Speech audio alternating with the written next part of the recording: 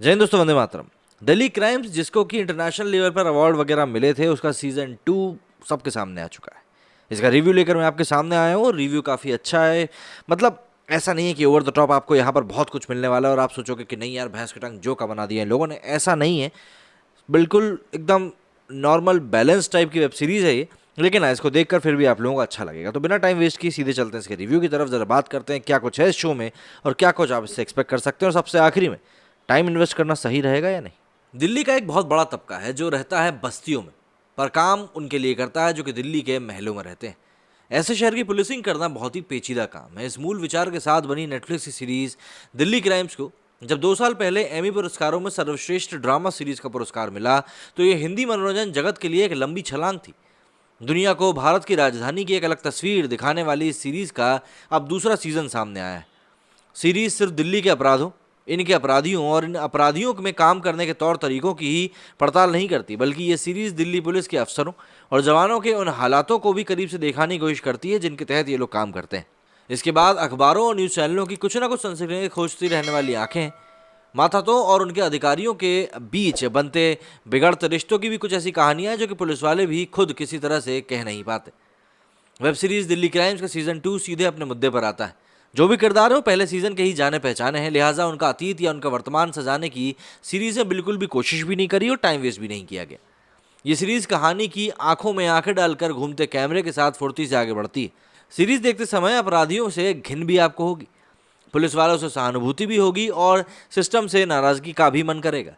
एक police inspector है जिसकी बेटी ने सिर्फ इसीलिए बातचीत बंद कर दी क्योंकि वो उसकी शादी जल्दी से जल्दी करा देना चाहता है। एक आईपीएस अफसर है जिसका पति को उसके साथ बस कुछ वक्त बिताना है। वो अपनी पोस्टिंग से छुट्टी लेकर घर पर है और बीवी दिल्ली में हो रहे सिलसिलेवार हत्याओं की तफ्तीश में व्यस्त है। और इन सब की मुखिया है डीसीपी वर्तिका चतुर्वेदी। डीसीपी वर्तिका चतुर्वेदी के नज़रिए से देखें तो दिल्ली पुलिस किसी नट की तरह हवा में बंधी रस्सी पर संतुलन बनाते हुए अपना काम करती है। शक की बुनियाद पर लोगों को उठाओ तो समाज सेवी वकील बीच में आ जाते हैं। दूर देश में पड़ती बिटिया को देर रात फ़ोन करो तो उसे लगता है कि उस पर कुछ ज़्यादा ही नज़र रखी जा रही है और पुलिस कमिश्नर के गले पर सियासी नेताओं की तलवार लटक रही है। मामला पिछली बार दुनिया भर को हिला देने वाले बलात्कार कांड का था, तो इस बार उत्सुकता इसी बात की थी कि उससे ज़्यादा जघन्य किस अपराध पर दिल्ली क्राइम की कहानी निकलेगी। मामला इस बार उस गिरोह का है जो अकेले रहने वाले मालदार बुजुर्ग दंपतियों को अपना निशाना बनाता है। सीरीज देखकर समझ में ये भी आता है कि घर आने जाने वाले हर या फिर रोज़ मिलने जुलने वाले अपनों में ही गद्दार कैसे गिरगिट की तरह रंग बदल कर छुपे होते हैं। वेब सीरीज दिल्ली क्राइम अपराधों पर बनने वाली आम मुंबईया क्राइम सीरीज से बिल्कुल अलग है। इसके रचयिता रिची मेहता और निर्देशक तनुज चोपड़ा ने इस बार जो ताना बाना बुना है उसमें दिल्ली के सामाजिक, राजनीतिक और आर्थिक पहलू सब एक साथ सामने आते हैं। अपराध होते ही पुलिस फाइलों में पहले से धूल खा रहे कागज निकले जाते हैं। मौके पर मिले शुरुआती सबूत के पीछे पुलिस भागती है और ये देखने से चूक जाती है कि गलती उनसे कहाँ हो रही है। मामला उन घुमंतू आदिवासी समूह पर भी जाता है जिन्हें अंग्रेजों के ज़माने में अपराधियों को तमगा दे दिया गया था और फिर अब भी इलाके में अपराध होने पर डंडा सबसे पहले उन्हीं पर बजता है। खैर, डीसीपी वर्तिका चतुर्वेदी इस सामूहिक दोषारोपण से जब इस समुदाय के 2 युवकों को भरी प्रेस कॉन्फ्रेंस में रिहा करने का ऐलान करती है और पुलिस कमिश्नर के आदेश से विपरीत जाकर अपनी बेटी की कही बात पर अमल करती है, तो सीरीज एकाएक दर्शकों की नज़र में कई दर्जे ऊपर पहुंच जाती है। कहानी वहां से शुरू होती है जब दिल्ली के पौष दक्षिणी इलाके पर एक साथ 4 बुजुर्ग दंपतियों की हत्या होने से शहर भर में सनसनी फैल गई थी। डीसीपी वर्तिका चतुर्वेदी अपनी टीम के साथ इसमें जुटती है। कमिश्नर उन्हें एक रिटायर्ड इंस्पेक्टर की मदद लेने को कहता है और पूरी तफ्तीश उसी रास्ते पर मुड़ जाती है। हिम्मत करके इन अपराधियों के बीच में एक युवती डीसीपी की केबिन में घुसती है और मामला नया मोड़ ले लेता है।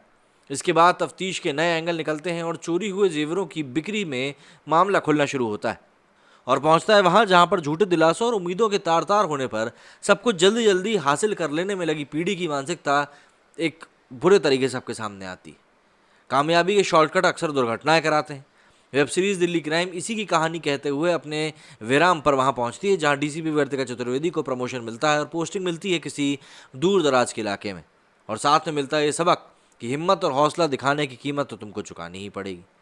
वेब सीरीज दिल्ली क्राइम के पहले सीजन की तरह यहाँ भी शेफाली शाह ही फोकस में है। हिंदी मनोरंजन जगत के दमदार कलाकारों को ओटीटी से मिली संजीवनी की वो मिसाल बन चुकी है। डीसीपी वर्तिका चतुर्वेदी की कार के बोनट पर बाईं तरफ फहराता तिरंगा भले ही फ्लैग कोड के सेक्शन 3.44 के मुताबिक ना हो, लेकिन शेफाली शाह का अभिनय इस किरदार में एक बार फिर बिल्कुल सटीक है। साथी को गोली लगने के बाद इमरजेंसी वार्ड के बाहर उनके चेहरे पर आने वाले भाव अपने माथत काम करने वाले एसीपी से हुई चूक के बाद आए गुस्से के उबाल को नियंत्रित तरीके से पेश करने की उनकी कोशिश और कातिल को पकड़े जाने के बाद की बातचीत वाले सीन उनके अभिनय की असली तस्वीर पेश करते हैं। सीरीज़ के अगले सीज़न में वो दिखेंगी या नहीं, ये दूसरे सीज़न के आखिर में स्पष्ट नहीं है, लेकिन गुंजाइश ये भी है कि वेब सीरीज़ दिल्ली क्राइम के अगले सीज़न में वो नहीं भी हो सकती, और ऐसा होता है तो लोग उनकी इस अदाकारी को मिस ज़रूर करेंगे। सीरीज़ को मजबूती इसके बाकी कलाकारों से हर सीन और हर कदम पर मिलती है। राजेश तेलंग और सौरभ भारद्वाज की अदाकारी से कहानी को मजबूती मिलती है। ये दोनों ही किरदार लगातार दर्शकों को दिल्ली पुलिस के दूसरे पहलुओं से वाकिफ कराते हैं। पुलिस कमिश्नर के रोल में आदिल हुसैन अपने सीमित दृश्यों में भी असरदार दिखते हैं।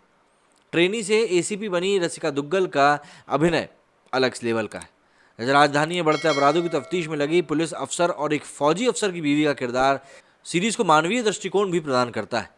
और इस सीरीज़ में चौंकाने वाले किरदार में दिखी हैं तिलोत्तमा शोम। एक निर्माणाधीन इमारत में बड़े से शीशे के सामने उनके हाव भाव बहुत कुछ कह जाते हैं। वो सपनों की दुनिया में जीने वाली उस पीढ़ी की उम्मीदें हैं जिन्हें सही मार्गदर्शन की हर पल ज़रूरत पड़ती है। बार बार का तिरस्कार किसी इंसान के मनोविज्ञान को कैसे प्रभावित करता है, ये तिलोत्तमा का किरदार समझाता है। हालांकि उसके अपराध के इसी मनोविज्ञान का स्पष्टीकरण सीरीज़ के क्लाइमैक्स को थोड़ा कमज़ोर भी करता है। आखिर में बारी आती है कि ये सीरीज़ आपके लायक है कि नहीं। तो देखिए, तकनीकी रूप से वेब सीरीज़ दिल्ली क्राइम के औसतन 40 मिनट के 5 एपिसोड बेहतरीन है। डेविड बोलेन की सिनेमेटोग्राफी दर्शनीय है। दिल्ली के सामान्य जनजीवन को दिखाने के लिए जिस तरह के मोन्टाज उनके कैमरे ने खींचे हैं, वे आम मुंबई वेब सीरीज़ में कम ही दिखते हैं। अंतरा लहड़ी ने सीरीज़ का संपादन भी काफ़ी अच्छे से किया है। वो कहीं भी कहानी की गति को धीमा नहीं पड़ने देती, और ये उनके एडिटिंग का एक बहुत बड़ा कमाल भी है कि इस सीरीज़ को बीच में छोड़ने का मन नहीं करता। इस वीकेंड बिंज वॉच के लिए पूरी तरह से फिट दिल्ली क्राइम का जो म्यूज़िक है वो भी काफ़ी अच्छा है। तो ऐसे में इस सीरीज़ को देखते समय आपको बिल्कुल भी बोरियत फील नहीं होगी। ऑल इन ऑल इसका फर्स्ट सीज़न जितना ज़्यादा प्रॉमिसिंग था, सेकंड सीज़न उससे थोड़ा सा कमतर ज़रूर हुआ है, लेकिन उसके बाद भी ये कहीं से भी अपने इम्पैक्ट को लूज़ नहीं करता। तो अगर आप चाहते हैं इस वीकेंड पर कुछ अच्छा देखना, तो भाई ये वेब सीरीज़ बिल्कुल आपके लिए। मेरे वीडियो फिलहाल इतना ही। जय हिंद, जय भारत।